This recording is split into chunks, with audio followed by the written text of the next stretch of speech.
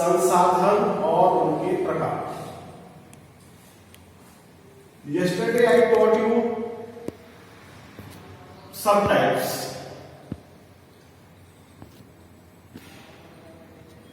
Man-made, natural. Today I am teaching you on the basis of extractability, renewable and non-renewable resources. Renewable and non-renewable resources. On the basis of extractability, समाप्ति के आधार पर बहुत सारे हमारे ऐसे resources हैं, संसाधन हैं जो एक दिन फिनिश हो जाएंगे अगर हम उनको कंटिन्यू यूटिलाइज करते रहेंगे, एक दिन वो समाप्त हो जाएंगे, फिनिश हो जाएंगे। तो इसमें भी टू टाइप्स हैं कि कौन से किस प्रकार समाप्त हो जाएंगे, जिसमें फर्स्ट है रिन्यूएबल। रिन्यूएबल उनको कहा जाता है दैट कैन बी रिप्लेस्ड, जिनका पुनर्भरण आफ्टर ए लॉन्ग टाइम फिर से हो सकता है, लेकिन रिन्यूएबल होने में इनको काफी लॉन्ग पीरियड लगता है, कोई 10-20 ईयर्स नहीं लगते, बहुत लंबा टाइम लगता है, लाखों वर्ष भी लग सकते हैं। और नॉन रिन्यूएबल वो है जिनको हम दोबारा से उनका पुनर्भरण नहीं कर सकते, वो non renewable.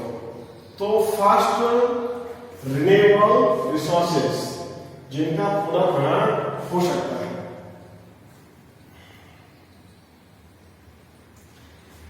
The sources that can be replenished or reproduced are known as renewable resources. For example, solar and wind energy, water, forest and wildlife. अर्थात रिन्यूएबल सोर्सेज वो है जिनको हम फिर से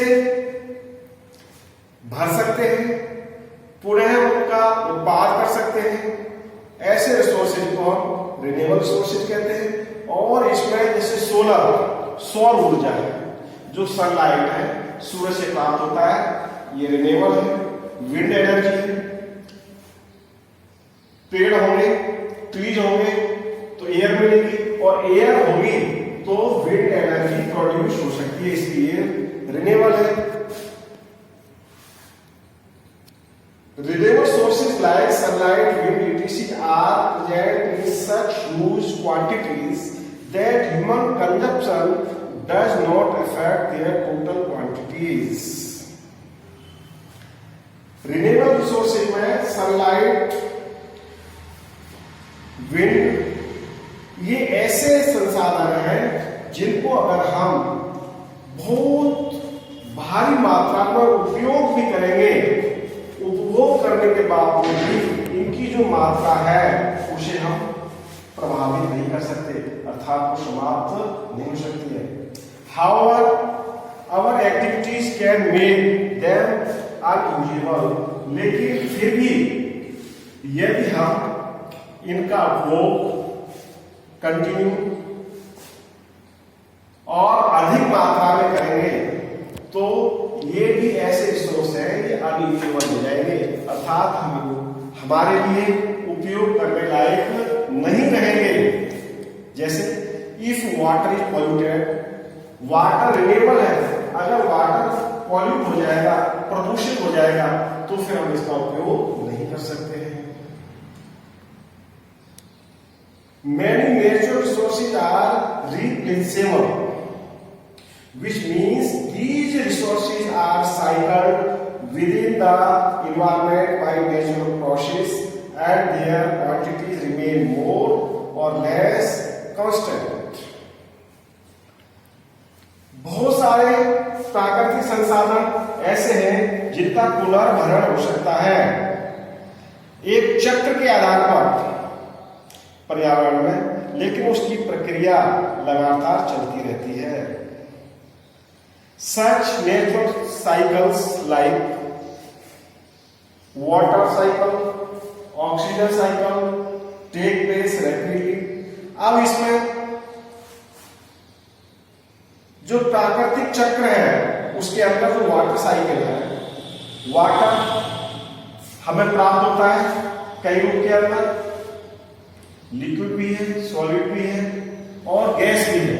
तो एक चक्र के रूप में हमें वाटर प्राप्त होता है। ऑक्सीजन भी शामिल है। इसी प्रकार से वृक्ष होंगे, ट्री होंगे तो हमें वो ऑक्सीजन देंगे, प्योर ऑक्सीजन मिलेगी। अगर वृक्षों की संख्या घटती जाएगी, पॉल्यूशन बढ़ेगा, तो पॉल्यूशन बढ़ेगा तो भी हमारे लिए वो उपयोगी नहीं रहेगी।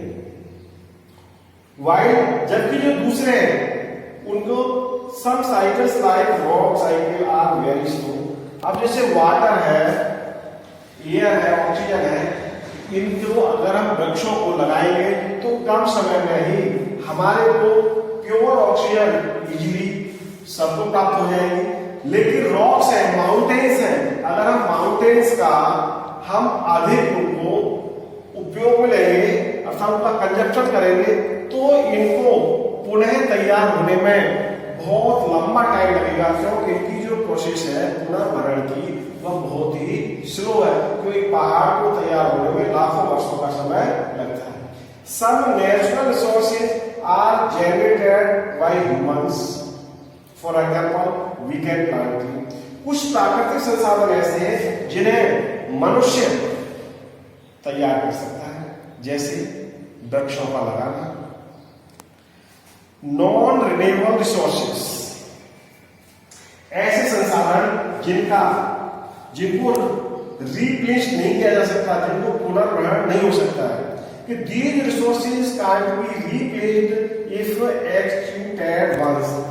ऐसे संसाधन जिनका पुनर्ग्रहण नहीं हो सकता है, यदि एक बार समाप्त हो गए तो they are formed over a very long period of time, क्योंकि इनको बढ़ने में, इनको तैयार होने में काफी लंबा समय लगता है। For example minerals and fossil fuel, coal, petroleum and natural gas are examples of such resources. ऐसे संसाधनों में जो खनिज है, फॉसिल फ्यूल है, डीजल, पेट्रोलियम, एलपीजी गैस, यदि ये एक दिन फिनिश हो गए, समाप्त हो गए तो इनको पुनर्ग्रहण होने में काफी लॉन्ग टाइम लगेगा। Some of the resources like metals are recyclable, लेकिन इसमें जो मेटल्स है, धातु है, वो रिसाइक्लेबल है, उनको हम पुनः रिसाइकल करके फिर दोबारा तैयार कर सकते हैं। They can be recycled from discarded things like iron, copper, gold and silver. For example, iron can be melted and made into tools. जैसे आयरन है, आयरन को हम अलग अलग करके और उसे बाद में मेल्ट करेंगे, पिघलाएंगे तो उससे अनेक प्रकार के टूल्स अर्थात मशीनें बनाई जा सकती हैं। Some resources like fossil fuels can't be recycled, लेकिन जो फॉसिल फ्यूल्स है, जीवाश्म ईंधन है, जो जमीन से प्राप्त होता है अंदर से, तो हम उसको रिसाइकल नहीं कर सकते हैं, क्योंकि वो एक बार फिनिश हो गया तो उसको दोबारा बनने में काफी लंबा समय लगता है। And get exhausted with their use, जो हम उनका लगातार अधिक उपयोग करते रहेंगे तो एक दिन फिनिश हो जाएगा, समाप्त हो जाएगा। नेक्स्ट है टॉपिक बेसिस ऑफ डेवलपमेंट, विकास के आधार पर संसाधन, जिसमें फर्स्ट एक्चुअल यथार्थ संसाधन, पोटेंशियल संभावित, रिजर्व एंड स्टॉक्स उनके भंडारण और उनके स्टॉक। तो हम सबसे पहले पढ़ेंगे एक्चुअल, जो वास्तविक है, यथार्थ है।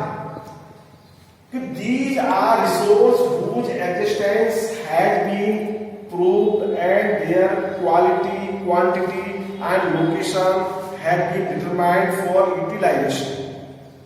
ऐसे संसाधन जिनका अस्तित्व सिद्ध हो चुका है, उनकी मात्रा, उनकी गुणवत्ता और वो कहां पर अवस्थित है यह भी तय हो चुका है, उसका क्या उपयोग है। जैसे पेट्रोलियम इन वेस्ट एशिया के अंदर पेट्रोलियम के भंडार का पता लग चुका है। तो ऐसे जो सोर्सेज है, रिसोर्स है, उनको यथार्थ यानी एक्चुअल रिसोर्स कहते हैं। नेक्स्ट आता है पोटेंशियल रिसोर्सेस। संभावित है कि यहां पर ऐसा प्राप्त हो सकता है। तो these resources are found in a region but had not been utilized। ये ऐसे संसाधन हैं जिनकी हमें जानकारी तो मिल चुकी है कि ये उस जगह पर स्थित है, वहां पाए जाएंगे, लेकिन अभी तक हमने उनको उपयोग में नहीं किया है। They can be used in the future। उन्हें हम आने वाले भविष्य में उपयोग में ले सकते हैं। जैसे for example uranium found in Ladakh. Ladakh में यूरेनियम मिल चुका है। Is an example of potential resource. यह एक संभावित संसाधन का एग्जाम्पल है, लेकिन अभी निकलना शुरू नहीं हुआ है। Solar and wind resources are potential resources. सौर ऊर्जा और पवन ऊर्जा ये भी हमारे क्या है, संभावित रिसोर्सेज है। जैसे Rajasthan and Gujarat have enormous potential for the development of solar and wind energy। Rajasthan और गुजरात में भारी मात्रा में ये संभावनाएं हुई हैं कि यहाँ पर सोलर एनर्जी और विंड एनर्जी का प्रोडक्शन हो सकता है, और कुछ हो भी रहा है, लेकिन इतने लार्ज स्केल पर नहीं है। एट प्रेजेंट वर्तमान में the largest solar plant in India is located at Madhopur near Bhuj, Gujarat. Bharat का सबसे बड़ा सौर ऊर्जा प्लांट माधोपुर भुज गुजरात में है। The largest wind farm cluster is located at Nagercoil in Tamil Nadu. और विंड एनर्जी का बहुत बड़ा प्रोडक्शन का जो क्षेत्र है वो नागरकोइल तमिलनाडु में है। अर्थात हम ये कह सकते हैं कि जो विंड एनर्जी और सोलर एनर्जी है, इनका प्रोडक्शन हमारे देश में हो रहा है, और दो जगह आपको बताई गई है। अब इनके रिजर्व्स भंडार कि these are resources that can be put into use with the help of existing technology। ये वो संसाधन है जिन्हें हम तकनीक की मदद से उपयोग में ले सकते हैं। But their use has not been started. लेकिन इनका अभी पूर्ण रूपेण उपयोग शुरू नहीं हुआ है। They can be use in the future. इनका उपयोग हम भविष्य में कर सकते हैं। For example many more reverse can be use for generating electricity. हमारे देश में बहुत सारी नदियां बहती हैं, उन नदियों को हम इलेक्ट्रिसिटी बनाने में काम ले सकते हैं। इसे हम क्या कहते हैं, हाइड्रो इलेक्ट्रिसिटी बनाने में काम ले सकते हैं। स्टॉक्स कि दीज आर रिजर्व्स, ये वे भंडारण है which have the potential to satisfy human needs, कि ऐसे भंडारण हैं जिनकी संभावना से मनुष्य की आवश्यकताएं संतुष्ट होती हैं। But we do not have appropriate technology to access it. लेकिन आज भी मनुष्य के पास उनको प्राप्त करने के लिए, वहां तक पहुंचने के लिए हमारे पास तकनीक नहीं है। इसलिए वो क्या है, अभी स्टॉक्स ही है, लेकिन हम उनका क्या नहीं कर पा रहे हैं, यूज नहीं कर पा रहे हैं। तो आप समझते होंगे कि रिजर्व्स और स्टॉक में क्या डिफरेंस है। रिजर्व्स वो है कि जहां उनको हमें जानकारी मिली है कि कहां पर ये हमें प्राप्त हो सकता है, और उसका यूटिलाइजेशन टेक्नोलॉजी के माध्यम से शुरू किया जा सकता है। लेकिन स्टॉक्स वो है कि जिसके लिए अभी तक हमारे पास उचित तकनीक नहीं मिली है, इस वजह से वो अभी हमारे लिए स्टॉक के रूप में उपलब्ध है। Next, human resources. ह्यूमन मनुष्य, मानव संसाधन। किसी भी कंट्री के लिए, स्टेट के लिए जो ह्यूमन रिसोर्स है वो सबसे अधिक पावरफुल है। जिस देश का मनुष्य हेल्थी होगा, उस देश का, कंट्री का डेवलपमेंट फास्ट होगा, क्योंकि हेल्थी पर्सन जो होता है वह इजीली वेल एजुकेटेड हो सकता है। Human resources are the most important resource of the world. पूरे विश्व का मानव संसाधन सबसे महत्वपूर्ण संसाधन है। Human beings are the biggest asset of the nation. किसी भी राष्ट्र की सबसे बड़ी पूंजी है, संपत्ति है, ऐसा एक संपत्ति है। It is only human being, केवल वह मनुष्य तो है, who are capable of turning all available material into valuable resources. मनुष्य उपलब्ध साधनों को मूल्यवान संसाधन में परिवर्तित करने की पावर रखता है। For example, only man has learn to use a natural resource like कोल।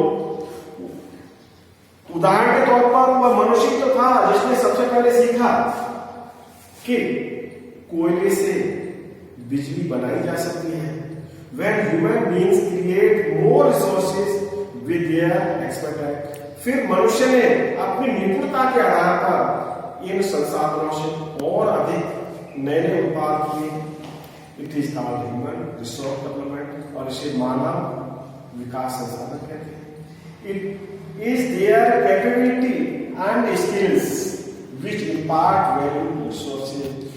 मनुष्य की जो योग्यता है, उसके कौशल है, उसकी निपुणता है, उसी से हम संसाधन की वैल्यू समझते हैं। Human resources depend on members and ability. मानव संसाधन सदस्यों पर और उसकी योग्यता पर निर्भर करता है। The world has made great studies in development due to education and increase in competence. पूरे संसार में बहुत बड़ा अध्ययन किया है, जिसकी वजह से बताया गया है कि एजुकेशन ये है जो हमारे अंदर कॉम्पिटेंस, हमारी क्षमता को, हमारी योग्यता को बढ़ाती है। Today's enough, topic will continue.